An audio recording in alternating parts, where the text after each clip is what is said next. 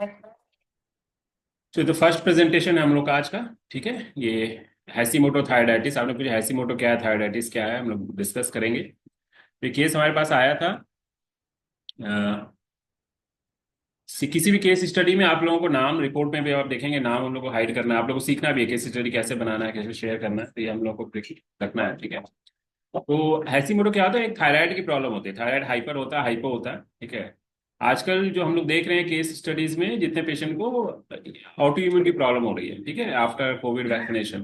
तो जब आपका इम्यून सिस्टम थायराइड ग्लैंड को अटैक करता है तो उसके, और थायराइड आपका हाइपो है, तो उसको हम लोग हैशीमोटो थायराइडिस बोलते हैं। उसके लिए टेस्टिंग क्या होता है, एंटी टीजी और एंटी टीपीओ टेस्ट, दो टेस्ट करना होता है। ठीक है। तो इनका हमने एंटी टीजी किया था, इनका एंटी टीपीओ नॉर्मल था। ठीक है, इनका एंटी टीजी हाई था। तो अभी जितने भी पेशेंट हैं आप लोग, उनका अगर एंटी टीजी एंटी टीपीओ कराएंगे तो मैक्सिमम पेशेंट का हाई आ रहा है, किसी का दोनों हाई आ रहा है, किसी का एक हाई आ रहा है। तो इनका एक हाई था, तो इसलिए और बहुत ज्यादा नहीं था एंटी टीजी। अभी हम लोग और दो केस कर रहे हैं, उनका anti TPO is more than 1000, दो केस कर रहे हैं। ठीक है, इनका आप देख सकते हैं कि 69 था। ठीक है, आफ्टर फ्यू मंथ्स हमने जब किया तो इनका 1.13 आ गया, नॉर्मल रेंज में आ गया। नॉर्मल रेंज में 1.13 आ गया। और हैशीमोटो के लिए, जो भी ऑटो इम्यून डिसऑर्डर के लिए जिन लोगों ने ट्रेनिंग ली है, उनको पता है कि हम लोग एंटी टीपी, ये ऑटो इम्यून के लिए हम लोग विटामिन डी थेरेपी यूज करते हैं। तो विटामिन डी का डोज क्या होना चाहिए, उसके लिए हम लोगों को पीटीएच चेक करना होता है। तो पैराथाइड चेक करके फिर उसका हम लोगों डी यूज किए थे। तो इस केस में हम लोगों ने सिर्फ सुजोग ही यूज किया है। सुजोग के साथ हम लोगों ने vitamin D high dose and vitamin C भी हमने हाई डोज में इसलिए यूज किया था क्योंकि ये बाहर से आई थी, आउट ऑफ इंडिया से आई थी। और इनके पास टाइम बहुत कम था, सिर्फ 1 या 2 महीने का टाइम था, तो इसलिए हम लोग बस ऑप्शंस कम थे, तो हमने एक साथ सब कुछ यूज किया, vitamin D vitamin C and all. Otherwise हम लोग विटामिन डी स्टार्ट करते, सी ज्यादा स्टार्ट नहीं करते। बट इस केस में हम लोग का एक्सपीरियंस ये आया कि विटामिन सी भी ऐड करने से अच्छे रिजल्ट्स आ रहे हैं। ठीक है, तो हाई डोज में हमने ऐड किया। बाकी ये सारे सिम्टम्स हैं। और जब हम लोगों ने हिस्ट्री लिया, पूरी हिस्ट्री लेने के बाद कॉन्स्टिट्यूशन निकाला, तो इनका individual constitution Arvin constitution type 2 था। और यूनिट में हीट डेफिशिएंट कॉन्स्टिट्यूशन था। सो हम लोगों ने यूनिट ट्रीटमेंट स्टार्ट किया था, जिसमें heat tone, dryness सिडेट and wind tone, ये यूनिट लेवल पे हम लोगों ने किया था। और साथ में इम्यून सिस्टम को रेगुलेट करना था, तो हम लोगों ने एंटी इन्फ्लामेटरी और रेगुलेटरी सेल्स को टोन किया था। बस सिंपल यही ट्रीटमेंट हमने किया था और कुछ नहीं। साथ में हम लोगों ने बस vitamin D and vitamin C का ट्रीटमेंट लिया, बाकी diet and life style changes बताए थे। एंड उसके बाद 2-3 महीने के बाद जब ये आई, तो उसके बाद हम लोगों ने, अभी जो हम लोगों ने एडवांस एंडोक्राइन सिस्टम का क्वेश्चन है बनाया, उससे फिर हम लोगों ने हिस्ट्री लिया, तो उनका कॉर्टिजोल हाई एंड लो, मतलब कॉर्टिजोल बहुत से लोगों का आप देखेंगे तो हाई एंड लो रहता है, दिन में कभी हाई रहता है कभी लो रहता है। तो उनको सिम्टम्स हाई एंड लो दोनों के सिम्टम्स थे, और एस्ट्रोजन लो सिम्टम्स था। इवन क्वेश्चन में भी थायराइड का लो सिम्टम्स था। ठीक है, मतलब होता क्या है कि अभी एंड ऑफ द डे हम लोग प्रैक्टिस बताएंगे कि थायराइड के बहुत सारे लोगों को सिम्टम्स रहते हैं, ब्लड रिपोर्ट नॉर्मल रहता है, ऐसा क्यों रहता है, तो उस पर भी हम लोग डिस्कस करने वाले हैं आज। तो इनका ब्लड रिपोर्ट नॉर्मल आ चुका था, पर सिम्टम्स वाइज थायराइड अभी भी लो शो कर रहा था जो क्वेश्चन में था।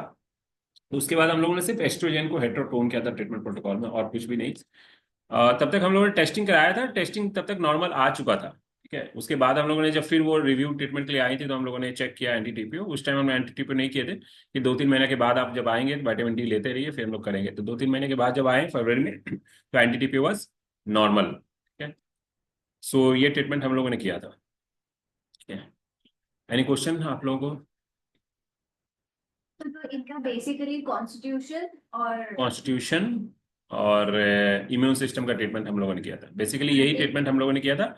बाद में कभी नी पेन भी इसी से आराम हो गया था। अभी रिसेंट फिर आई थी जब सेकंड ट्रिप में, तो हमने नी पेन के लिए ट्रायोजिन भी ऐड किया था। फर्स्ट ट्रीटमेंट हमने कुछ नहीं किया था, सिर्फ कॉन्स्टिट्यूशन और इम्यून सिस्टम ऐड किया था, और उसी से उनको नी पेन और जितने भी सिम्टम्स आप देख रहे हैं, सब में उनको रिजल्ट आ रहा था।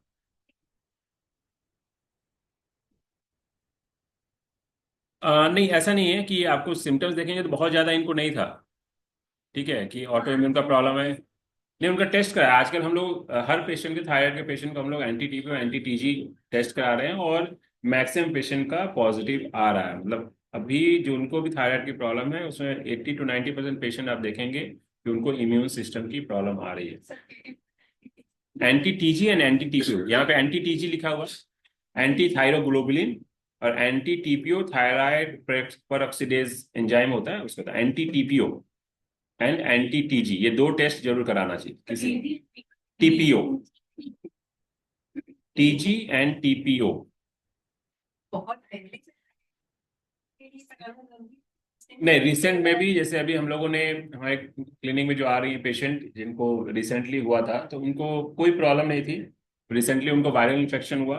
ठीक है, तो वायरल इन्फेक्शन हम लोगों ने जस्ट मैग्नेट लगाया, कॉन्स्टिट्यूशन ट्रीटमेंट कर रहे थे। वो केस भी होपफुली हम लोग नेक्स्ट मीटिंग में शेयर करेंगे। तो उनके सारे सिम्टम्स ठीक हो चुके थे, एक्यूट वायरल इन्फेक्शन हुआ। उस एक्यूट वायरल इन्फेक्शन से, वो भी बहुत इंटरेस्टिंग केस है, उनको मैग्नेट लगाया और मैजिक की तरह गायब हो गया। अगले दिन फिर इस तरफ आ गया। उसके बाद फिर उनको वहाँ सिस्ट जैसा फील होने लगा, तो उन्होंने सोनोग्राफी कराया तो उनको सिस्ट आया, और उनको हाइपरथायराइड हुआ। ठीक है, और anti TPO was more than 1000, तो एक्यूट था। बट सडन, मतलब समझिए, ये ऐसा नहीं कि क्रॉनिक केसेस में हो रहा है, एक्यूट केसेस में भी हो रहा है। हाँ, एक्यूट केसेस में भी ये देखने को मिल रहा है कि ऐसा हो रहा है।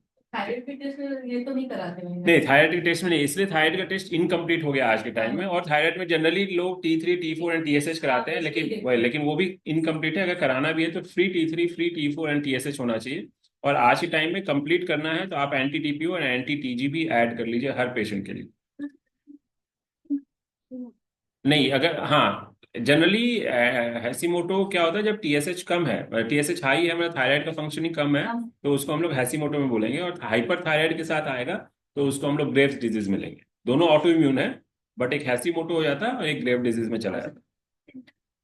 सिम्टम्स में नहीं, सिम्टम्स जो थायराइड का सिम्टम्स में डिफरेंस है, जो हाइपर थायराइड का सिम्टम्स एंड हाइपोथायराइड का सिम्टम्स वही है। जैसे ये दोनों का सेम है। और हाइपर में क्या होगा, हाइपर में मैक्सिमम चांस है कि आपको सिस्ट डेवलप होगा, ग्वाइटर होगा, नोड्यूल्स बनेगा। जो जो दूसरा पेशेंट है उनका नोड्यूल्स बना था जब हाइपर था। फिर हम लोगों ने जब सेकेंड अभी किया 1 महीने बाद, तो नोड्यूल चला गया हमें ट्रीटमेंट से। ठीक है, सोनोग्राफी रिपोर्ट आया, नोड्यूल चला गया, बट अभी भी उनका anti TPO is very high. Symptoms ऐसा कुछ नहीं। हाँ, हाइपर से फिर हाइपो हो गया। अब हाइपो हो गया, मतलब सोचिए कितना कॉम्प्लिकेटेड है, बॉडी कितना फ्लक्चुएट कर रहा है। ठीक है, नहीं, हाइपर से हाइपो क्यों हुआ उसका रीजन है। हाइपर से हाइपो इसलिए हुआ कि उस केस को हम लोगों ने मैंने उनको कहा कि आप कोई मेडिसिन मत लो, लेकिन पेशेंट डर जाते हैं। तो वो मॉडर्न साइंस के डॉक्टर के पास भी गए, हमारे पास भी आए, तो मॉडर्न साइंस के डॉक्टर ने उनको हाइपर का मेडिसिन दिया। हाइपर का मेडिसिन दिया, स्टेरॉयड दिया सिस्ट के लिए। तो मैंने बोला एटलीस्ट स्टेरॉयड तो आप नहीं लो, आप हाइपर का लेना है तो ले लो, 10-15 डेज लेना है ले लो। सिर्फ 10-15 डेज में उस वो हाइपर का मेडिसिन से वो हाइपो चला गया। मैंने बोला था कि अगर आप हाइपो नहीं लिए होते तो ये सिस्ट जाता और आपका थायराइड नॉर्मल रहता। ये इम्पैक्ट होता है, मतलब लोग डर जाते हैं कि अभी भी हम लोग को, इसलिए मैंने डिसाइड किया कि हम लोग को केस प्रेजेंटेशन करना है, क्योंकि लोग ट्रस्ट करें कि हम लोग कर सकते हैं। ठीक है, अभी लोगों को एलोपैथी पे उतना ट्रस्ट है जितना हम लोगों पे नहीं रहता है। ठीक है, डर जाते हैं पेशेंट के अचानक से क्योंकि सिस्ट हुआ मतलब कि कैंसर हो सकता है, कुछ भी हो सकता है। तो सबसे पहले तो डर जाते हैं।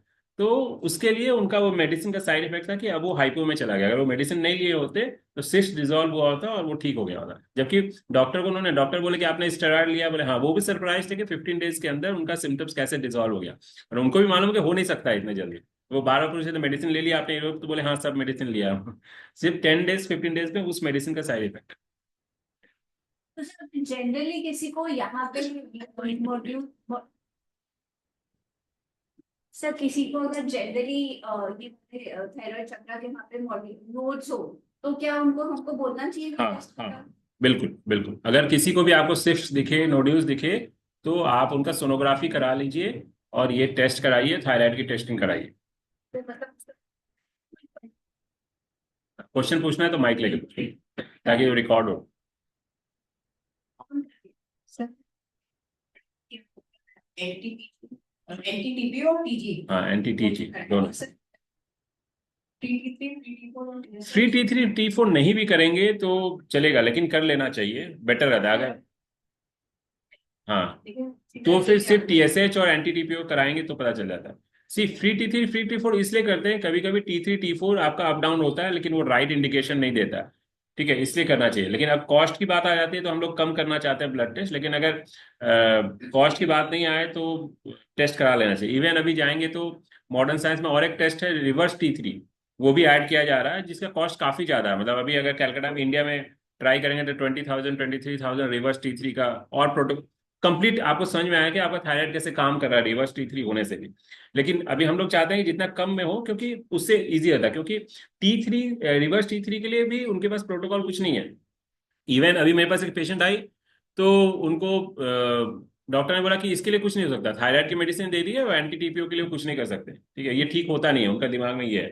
ठीक है, तो रिवर्स T3 के लिए भी उनके पास कुछ नहीं है, जबकि वो ठीक हो सकता है, सुजोग से, डाइट से, लाइफ स्टाइल से ठीक हो सकता है, लेकिन उनके पास कुछ नहीं है, इसलिए वो ना ये सब टेस्ट कराते हैं। लेकिन जो फंक्शनल मेडिसिन के डॉक्टर्स हैं वो लोग ये सारा प्रोटोकॉल करते हैं।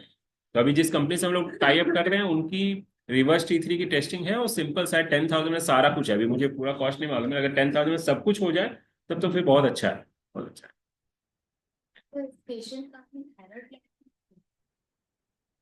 इनका नहीं, कुछ नहीं किया था, सिर्फ कॉन्स्टिट्यूशन रेगुलेटरी हार्मोन से, थायराइड पे मैंने कुछ नहीं किया था। हाँ, एडवांस कुछ नहीं, सिर्फ इम्यून सिस्टम का एडवांस स्ट्रैटेजी यूज किया था, थायराइड को मैंने टच भी नहीं किया। ये अच्छा क्वेश्चन था कि हाँ इसमें कि मैंने थायराइड है। हाँ हाँ, ये इस पेशेंट में मैंने थायराइड को टच नहीं किया था, जस्ट कॉन्स्टिट्यूशन का है ये, जस्ट कॉन्स्टिट्यूशन।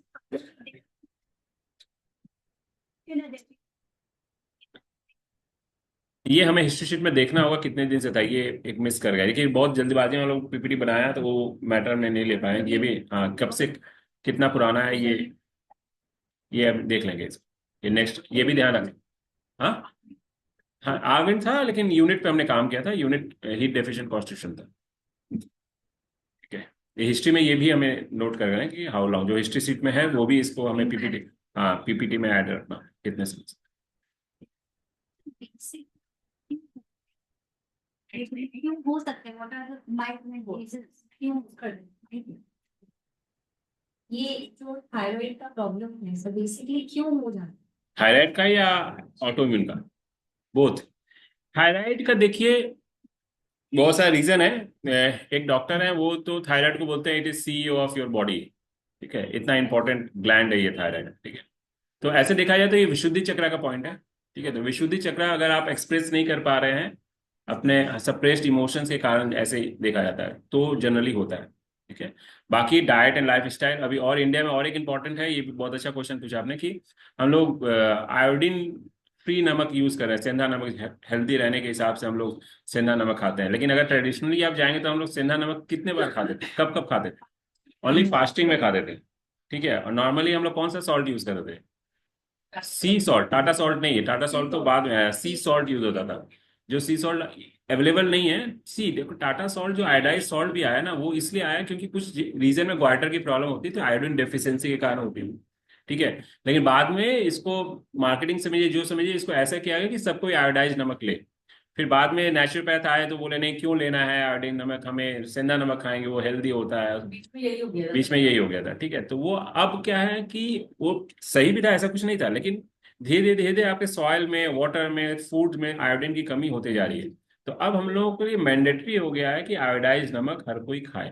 तो आयोडाइज रॉक सॉल्ट भी आ चुका टाटा का, तो या तो वो लें या फिर rock salt and iodise salt को 50-50 मिक्स करके यूज करें, बेटर ऑप्शन रहता है, बेटर। तो वो भी एक रीजन है। प्लस जो हार्मोनल इम्बैलेंस है ये सब हो रहा है, रूट कॉज अगर आप देखोगे तो वो हमारा लाइफ स्टाइल है। और एक चीज है, थायराइड जेनेटिक हो चुका है। आप देखेंगे एक फैमिली में रन हो रहा है, थायराइड की प्रॉब्लम जिनको मदर को है, डॉटर को हो रहा है, एक फैमिली में रन हो रहा है, तो ये जेनेटिक हो चुका है। तो जेनेटिक के भी ऊपर अगर आप देखोगे तो एपिजेनेटिक्स आ चुका है, मतलब कि आपका diet, life style, environment impact करता है। तो आप मतलब क्या है, लोडेड गन है, जेनेटिक्स मीन्स लोडेड गन है, ट्रिगर आपके हाथ में, आप कैसे उसको ट्रिगर दबाओगे तभी वो मैनिफेस्ट होगा। तो ट्रिगर का मतलब है कि आपका डाइट एंड लाइफ स्टाइल। तो अभी लोगों का डाइट एंड लाइफ स्टाइल खराब होता जा रहा है, हार्मोन इश्यूज हो रहे हैं, इसलिए प्रॉब्लम्स हो रहे हैं। ठीक है, मेन रीजन ये।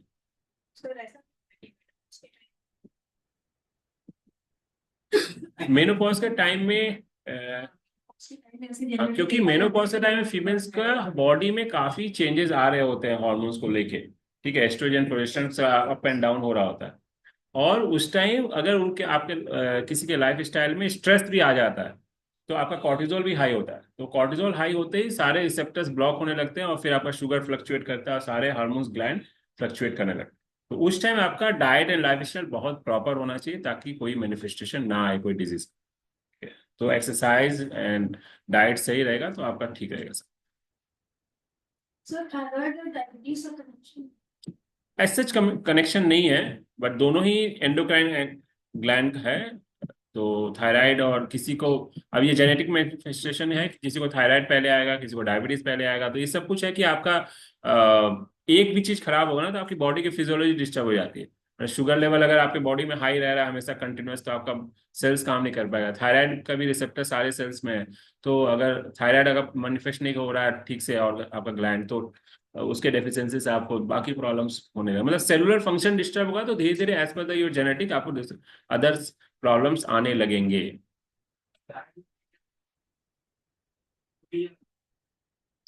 डाइट मतलब, डाइट में बहुत कुछ कि आप क्या खा रहे हो, कब खा रहे हो, कैसे खा रहे हो, ये बहुत बहुत लंबा टॉपिक है, उस पर भी बात करेंगे हम, ठीक है।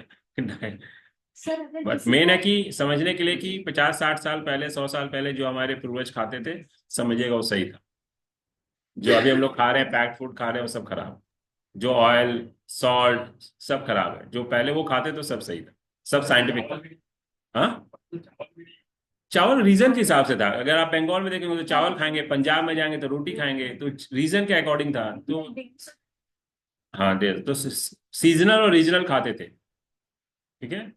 तो सीजनल और रीजनल खाएंगे तो सही रहेंगे। कोस्टल एरिया में सब राइस डिपेंडेंट।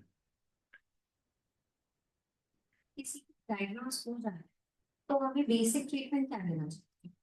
अच्छा क्वेश्चन। सी बेसिक ट्रीटमेंट अगर ऑटो इम्यून के लिए मैं बता रहा हूँ, ऑटो इम्यून के लिए विटामिन डी की थेरेपी मस्ट है। क्योंकि ऑटो इम्यून का मतलब क्या है कि आपका इम्यून सिस्टम डिस्टर्ब हो गया है। डिस्टर्ब मतलब कि वो समझ नहीं पा रहा है, रेगुलेट नहीं हो पा रहा, मतलब इन्फेक्शन हुआ। जैसे अभी रिसेंट केस हमने बात किया, उनको इन्फेक्शन हुआ, बॉडी ने उस इन्फेक्शन के अगेंस्ट में एक्शन लिया, लेकिन एक्शन लेने के बाद कूल डाउन होना था उसको, कि अब इन्फेक्शन नहीं है, वो कूल डाउन नहीं हो पा रहा। जो उसको कूल डाउन करेगा वो सिस्टम डिस्टर्ब हो गया, तो वो अपना ऑन है, वो स्विच ऑफ नहीं कर पा रहे हैं कि अब काम हो चुका है। तो अब जब उनको ऑन है तो किसी ना किसी को तो अटैक करेंगे, तो आपके बॉडी के किसी ऑर्गन, जो वीक ऑर्गन होता है, उसको अटैक करने लगता है। तो मतलब इम्यून सिस्टम, तो इम्यून सिस्टम को कैसे ठीक करना है, कैसे बैलेंस करता है, ये क्वेश्चन है। तो ये मेन हो रहा है। एक तो वैक्सीनेशन ने डिस्टर्ब किया सबके इम्यून सिस्टम को, बाकी और हम लोगों ने अपने लाइफ स्टाइल से खराब कर दिया। हाँ, डी बहुत बड़ा रीजन है डेफिशिएंसी, क्योंकि डी रेगुलेट करता है, रेगुलेटर है। ये जो रेगुलेटर वाला जो काम है ना, ऑन ऑफ करने का काम है, वो सेल्स को डी रेगुलेट कर सकता है। तो इसलिए डी अगर सही रहेगा तो आपका वो रेगुलेट रहेगा। जी का क्वेश्चन किस चीज का?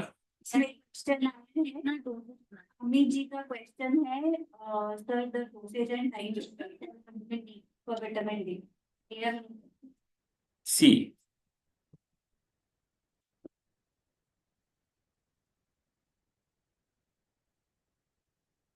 सिर्फ विटामिन डी का dosage and time, dosage depend करता है पीटीएच लेवल पे, इसलिए उसको बहुत रेगुलेट करना पड़ता है। इंडिविजुअल होता है वो, ऐसा आप नहीं बोल सकते हैं। जैसे जिस कंपनी से हम लोग बात कर रहे हैं, वो कंपनी भी, उनका क्या है, सेट प्रोटोकॉल है, वो 50,000 आयु देते हैं, ठीक है, कि ऑटोइम्यून हो गया तो हम 50,000 आयु विटामिन डी देंगे। बट वो सही नहीं है, आप सोचिए, पर डे, जबकि वो यूएस की कंपनी है, आप समझिएगा, लेकिन वो सही नहीं है, ठीक है। क्योंकि उसके लिए जो है वो कोएम्ब्रा प्रोटोकॉल है, आप सर्च कर सकते हैं, कोएम्ब्रा प्रोटोकॉल है। वो इंडिविजुअल आपका रेसिस्टेंस रहता है, मतलब ऑटो इम्यून होने का मतलब है कि आपका सेल्स में रेसिस्टेंस डेवलप कर चुका है फॉर विटामिन डी, यानी विटामिन डी एब्जॉर्ब नहीं कर पाया। तो वो रेसिस्टेंस कितना है वो डिपेंड करेगा आपके बॉडी का पीटीएच चेक करने के। पीटीएच जब चेक करेंगे तो उसके अकॉर्डिंग डी रेगुलेट होता है। वो भी रेगुलेट करने का है कि कभी कभी आपको हो सकता है कि इंक्रीज करना पड़े, डिक्रीज करना पड़े। जैसे अभी हम लोग सोरियासिस का केस भी अब डिस्कस करेंगे आज, तो सोरियासिस के केस में हम लोग शेयर करेंगे, उसमें हम लोगों को विटामिन डी 30,000, फिर 40 लेके गए, 40 लिए, फिर पीटीएच इंक्रीज कर गया, हमने 50 लेके गए, फिर भी इंक्रीज किया, हम 60 लेके गए। 60 के बाद फिर हम लोगों को पीटीएच डिक्रीज हुआ तो हमने डिक्रीज किया, देन अगेन इंक्रीज कर गया, तो हमें इंक्रीज करना पड़ा। वो अभी डिक्रीज इंक्रीज करते करते अभी भी हम लोगों को 45 पे रखे हैं। कल टेस्ट हुआ है तो उनका पीटीएच 20 आ गया है। फिर भी मैंने कहा कि 15 डेज तक अभी आप सेम डोज कंटिन्यू करिए, देन वी विल डिसाइड। तो ये डिपेंड करता है पर्सन टू पर्सन, उनका पीटीएच है। तो एवरी मंथ हमें ब्लड टेस्ट करते रहना पड़ता है, और उसके साथ आयोनाइज कैल्शियम करना पड़ता है, वो रेगुलेट करना पड़ता है, इसलिए वो फिक्स नहीं होता। विटामिन डी को बहुत रेगुलेट करना पड़ता है। तो सर कोई सेफ डोज नहीं है सेफ डोज जो है वो 10,000 आयु है सबके लिए, पर डे? पर डे 10,000 आयु पर डे इज सेफ दो। बट ऑटोइम्यून के लिए नहीं। ये दो कंपार्टमेंट समझिए, एक कंपार्टमेंट है नॉर्मल पीपल का, दूसरा कंपार्टमेंट है ऑटोइम्यून का। तो वही बता रहे हैं, जो 60K देते हैं तो 10,000 पर डे, 6 डेज में 60,000। सो वीकली, तो वीकली वो लोग 7 डेज में देते हैं, तो दैट इज नॉर्मल। लेकिन वीकली, क्योंकि इंडिया में वीकली ही मिलता था। अब एक कंपनी है, एक दो कंपनी है जो डेली डोज 10,000 बनाने लगी है, नहीं तो फॉरेन में वीकली डोज नहीं मिलता, वहां पे 10,000, 2,000, 5,000 ऐसे डोजेस मिलते हैं। तो अब आने लगा है। लेकिन ऑटो इम्यून के लिए आपको डेली डोज देना पड़ेगा, वीकली डोज से नहीं होगा। हाँ चल रहा है। हाँ, तो अब ये नॉलेज जैसे से आया, डिमांड हुआ है, तो अब ये इंडिया में भी अवेलेबल हो चुका है। बट फॉरेन में तो डेली डोज ही लेते हैं, और यहाँ पे प्रोटोकॉल है कि 2 महीने लिए, 3 महीने लिए, ओवर। ऐसा नहीं है आज। मिक्स वाला भी देते हैं जिसमें मैग्नीशियम तो उसमें कम होता है, जो मिक्स होता है, उस जो मिक्स्ड रहता है मल्टीविटामिन डी के साथ, वो 400, 600, या बहुत गया तो 1,000, और बहुत, जब मैं सर्च करने लगे थे हम लोग तो 2,000 तक हाई मिलता था। ठीक है, नहीं मिलता था, अब 10,000 मिलने लगा है। सर जैसे हमारे बुक की कमी नहीं है, कौन से लोग आके टाइम होते हैं? समझ गए वो, उसके लिए पूरा डी का थेरेपी बता रहे, समझ गए। वो क्या है कि जब वो डी का आप पूरा फिजियोलॉजी पढ़ोगे तो आपको समझ में आया कि आप धूप में जब रह रहे हो तो एक कोलेस्ट्रॉल स्किन के नीचे होता है, उसमें कुछ चेंजेस आते हैं, वो प्री वाइटामिन D3 में कन्वर्ट होता है। उसके बाद वो लीवर में जाके हाइड्रोलाइज होता है 25th कार्बन पोजीशन पे, देन फिर किडनी में जाता है और फर्स्ट कार्बन पोजीशन पे हाइड्रोलाइज होता है, तब वो एक्टिव फॉर्म में आता है। यानी अगर आपका लीवर और किडनी के सिस्टम में कुछ प्रॉब्लम है तो आप कितना भी धूप में रहेंगे, वो आपका एक्टिव वाइटामिन डी नहीं बनेगा। और उसके बाद भी अगर विटामिन डी एक्टिव बन चुका है, उसके बाद भी उसको यूज होने के लिए मैग्नीशियम की जरूरत है। अगर आपके डाइट में मैग्नीशियम कम होगा तो आपका विटामिन डी बॉडी यूज नहीं कर पाएगा। सर कब तक लेना चाहिए? Life time 10,000 dose, 10,000 10,000 dose life time लेना होगा।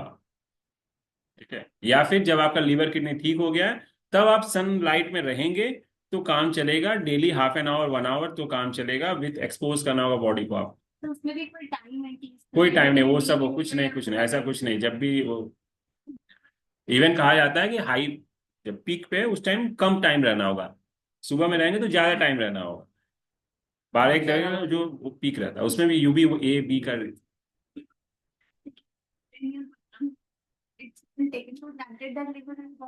हाँ बिल्कुल इसलिए मेनली उसको डी बिल्कुल पे फोकस करें, बिल्कुल लेवल तो प्रोसेस ही नहीं बिल्कुल बिल्कुल ऑटोइम्यून हुआ है तो आपको तो डी हाई डोज में लेना ही होगा। रेसिस्टेंस डेवलप किया आपका लीवर और किडनी की वजह से ही किया, वीक होने के वीक। हाँ कर सकते हैं लीवर किडनी को। नहीं, वो आपको पीटीएस से पता चल जाएगा, पीटीएस से आपको पता चल जाएगा। अगर आपका ट्रीटमेंट से होगा तो हो सकता है रेसिस्टेंस जल्दी ठीक हो, तो जल्दी डोज कम जरूरत पड़ेगी उसको, हाई डोज ज्यादा दिन लेने की जरूरत नहीं पड़ेगी। कुछ नहीं किया था, कुछ नहीं। सी ट्रीटमेंट करते ही पेशेंट रिस्पॉन्ड करने लगे तो एनर्जी वाइज और सब कुछ ठीक होने लगा, तो मुझे लगा मुझे हमें ट्रीटमेंट कब ऐड करना पड़ता है, जब लगे कि पेशेंट रिस्पॉन्ड नहीं कर रहे हैं तो और ऐड करना, और ऐड करना। बट वो अच्छे से रिस्पॉन्ड करने लगे तो मैंने कुछ नहीं। हाँ अभी सी इज फाइन, फाइन, अभी तक कोई प्रॉब्लम नहीं। लेस इज मोर, प्रोफेसर भी बोलते थे कि जितना कम नीडल लगाओगे आप उतना अच्छा है, वो ज्यादा नीडल की जरूरत नहीं। जब पेशेंट रिस्पॉन्ड नहीं कर रहे हैं तब हमें ऐड करना होता है। कोई लेमन लेवल 1 और 2 आता है, वो किडनी और लिवर टोन करके विटामिन डी का डोज दे सकते हैं। हाँ जैसे जिसे सी जो सुयोग में भाई एडवांस लेवल नहीं जानते हैं, वो कॉरेस्पॉन्डेंस करिए, डाइट बताइए और साथ में विटामिन डी दीजिए, उससे भी होगा। सी देखिए, मैंने जहां से ये सीखा कॉमरा प्रोटोकॉल, वो तो सुयोग नहीं जानते, वो तो सिर्फ डाइट एंड विटामिन डी से ही करते हैं। ठीक है, हमारे पास एडेड एडवांटेज है कि हमारे पास सुयोग है, तो हम दोनों चीज कंबाइन करते हैं, पेशेंट जल्दी ठीक हो। मतलब ये केस सिर्फ डी से अगर साल भर लगता तो हमारे यहाँ 2-3 महीने में हो गया, ये फायदा है।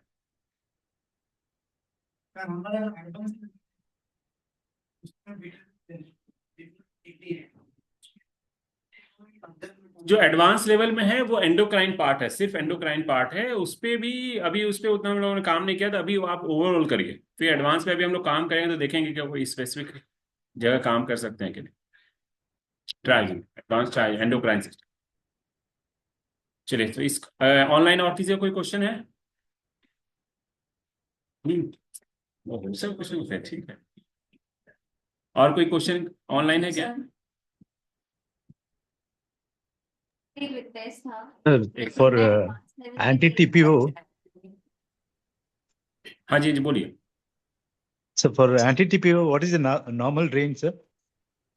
नॉर्मल रेंज डिपेंड करता है, हम लोग लैब रेंज को ही देखते हैं। फंक्शनल रेंज जितना कम हो उतना अच्छा है, अगर लेस देन 9 हो तो और अच्छा है, 9-10 के नीचे हो तो अच्छा है, बट जनरली हम लोग लैब रेंज को ही देखते हैं।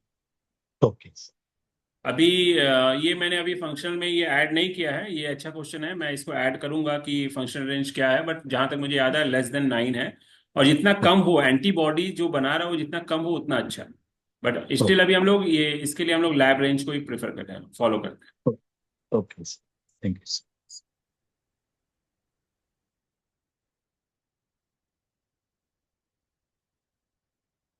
और कोई क्वेश्चन किसी का? सर एक रिक्वेस्ट था कि बेसिक के हिसाब से थोड़ा सा रखिएगा। बेसिक के हिसाब से भी प्रेजेंटेशन है जो बेसिक के स्टूडेंट भी करने वाले हैं, ठीक है।